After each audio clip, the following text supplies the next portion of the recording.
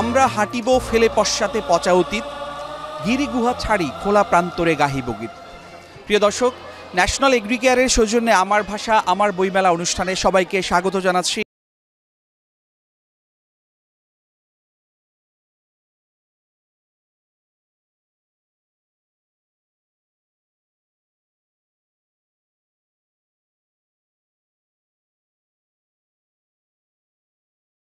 দেখছি যে লেখক, পাঠক এবং দর্শনার্থীদের উপচে পড়া ভিড়।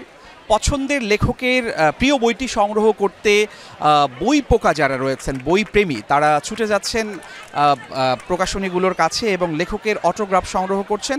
এবং আজকেও বইমেলা কর্তৃপক্ষ যথারীতি জানিয়েছেন প্রায় শতাধিক বই প্রকাশিত হয়েছে আজকের দিনে, এবং গল্প, উপন্যাস, প্রবন্ধ, সেই সঙ্গে শিশু সাহিত্য, কিশোর উপযোগী রচনা, শিশু সাহিত্য এবং থ্রিলার সহ নানা ধরনের বই তারা সংগ্রহ করছেন। এবং এবারের বইমেলা যেহেতু গণ অভ্যুত্থানের প্রেরণাকে সঙ্গী করে অনুষ্ঠিত হচ্ছে, সেই বিষয়টিও আমরা লক্ষ্য করছি এবারের বইমেলার পুরো আবহের সঙ্গে। প্রিয় দর্শক, আমাদের সঙ্গে এই মুহূর্তে রয়েছেন আমাদের প্রিয় একজন লেখক, জনপ্রিয় থ্রিলার লেখক অরুণ কুমার বিশ্বাস। আমরা চলে যাচ্ছি প্রিয় লেখকের।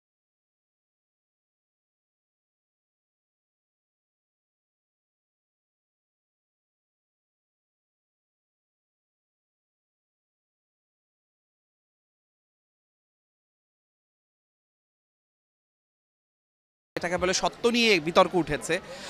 এ ধারার লেখক তো আসলে খুব বেশি নেই। তো আপনার কি মনে হয় যে আসলে যেই বিতর্কটা উঠেছিল সেই বিতর্কটার আপনার কাছে ব্যাখ্যা কি? এটা কিন্তু বিতর্ক ওঠার কথাই নয়, কারণ কাজী আনোয়ার হোসেন নিজেই কিন্তু বলেছেন যে আমি সবগুলো লেখা লিখিনি, আমি গোস্ট রাইটার, যেটা বিদেশে কিন্তু চর্চা আছে। গোস্ট রাইটার মানে কি, অন্য একজন লিখেছেন, উনি সেটাকে ব্যবহার করেছেন, এটা কিন্তু অন্যায় নয়। অন্তত আমি এটা হতে পারে আনএথিক্যাল, বাট ইলিগাল কিছু নয়। উনি একজনকে বলছেন তুমি আমার হয়ে লিখে দাও, কিন্তু আমি জানি না শেষ পর্যন্ত এই বিতর্কটা তৈরি হয়েছে সম্ভবত উনি যাকে দিয়ে লিখিয়েছিলেন তার প্রতি শ্রদ্ধা রেখে বলি, হয়তো আমি জানি না একটা টানাপোড়েন তৈরি হয়েছে, সেটা হতে পারে আর্থিক টানাপোড়েন, এই জন্য ব্যাপারটা উঠে এসেছে। তবে ওই লেখাগুলো কিন্তু অনেক লেখাই কিন্তু মৌলিক নয়, এটাও আমি ক্লিয়ার করতে চাই। কিন্তু এখন যারা ডিটেকটিভ লিখছেন এগুলো কিন্তু তিন গোয়েন্দা বা অনুবাদ ধর্মী নয়, বরং এগুলো আমাদের নিজস্ব সৃষ্টি।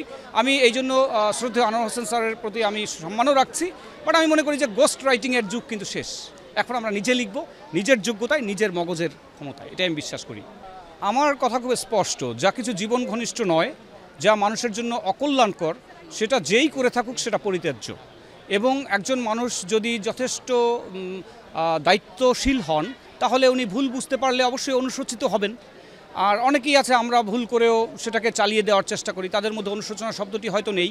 তবে আমি মনে করি যারা আমরা লেখক, সাহিত্যিক, তাদের একটা দায় রয়েছে সত্যকে সত্য বলা, আলোকে আলো বলা, ভালোকে ভালো বলা এবং খারাপকে একই সঙ্গে নেতিবাচকতার মধ্যে ফেলা। তা না হলে শুধু কতগুলো গল্প উপন্যাস লিখে কী লাভ, যদি আমার মাধ্যমে আমাদের পাঠকরা কিছু না শিখলো, না বুঝলো, ভালো মন্দের ফারাক করতে না পারলো, তাহলে লেখালেখি বা বই পড়াপড়ি করে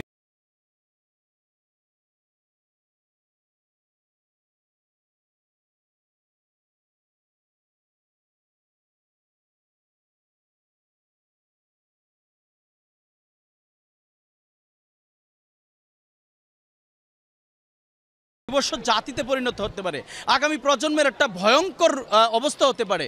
এই মোবাইল আসক্তি থেকে ফেরানোর জন্য অভিভাবক এবং সরকারকে সচেতনতা দরকার, বইয়ের প্রতি আসক্ত হওয়া দরকার, মেলাতে বেশি বেশি নিয়ে আসার দরকার, বইয়ের প্রতি উদ্বুদ্ধ করার দরকার আমি মনে করি। কারণ এই জাতি মননে মস্তিষ্কে যদি এগোতে না পারে, সত্যিকার অর্থে বিশ্বকে জয় করা যাবে না, নেতৃত্ব দেওয়া যাবে না। এই নেতৃত্ব দিতে হলে আমার মনে হয় বইয়ের প্রতি আসক্তি তৈরি করতে হবে। এজন্য অভিভাবকদের পাশাপাশি রাষ্ট্রকে কিন্তু সচেতনতা তৈরি করতে হবে। মুক্তিযুদ্ধ শুধু আমরা একটা দল বা একটা মানে আদর্শ জায়গা থাকার পরে আমরা যে জিনিসটা চিন্তা করি যে তাকে নিয়ে লিখলে আমি সরকার থেকে উপকার পাবো, আমি সরকার থেকে বেনিফিটেড হব, সেই জায়গাটা থেকে মনে হয় আমাদের বের হয়ে আসা উচিত। যে প্র্যাকটিসটা আমরা ইতিপূর্বে করে আসছি বিগত সময় ধরে, যার কারণে আমরা এরকম একটা ম্যাসাকার পাইছি, 24-এর গণ অভ্যুত্থান পাইছি। হ্যাঁ, তো আশা করি সামনের দিনগুলোতে আমাদের যেমন তাজউদ্দিন আহমেদ, মৌলানা ভাসানী আছেন, জিয়া আছেন, আমাদের বঙ্গবন্ধু শেখ মুজিব আছেন, ওনাদের আলাদা আলাদা জায়গা থেকে আলাদা আলাদা ওনাদের ভূমিকা আছে। তো সেই ভূমিকাগুলো আমরা একজনকে মাইনাস করে আরেকজনকে যখন আমরা উঠাতে যাব, সেখানেই কিন্তু আরেকটা পক্ষের বা ইতিহাসের যে মানে তথ্য নির্ভরতার যে জায়গাটা, সেই জায়গাটায় যদি আমরা গ্যাপ রাখি বা ইচ্ছাকৃত বুদ্ধিবৃত্তিক যে মানে মানে চাটুরতা বা চর্যবৃত্তি, সেই জায়গাটা করলে এজ এ লেখক হিসেবে আমরা যে আমাদের যে জায়গাটা সেটা স্বকীয় থাকে না, মৌলিকত্ব থাকে না।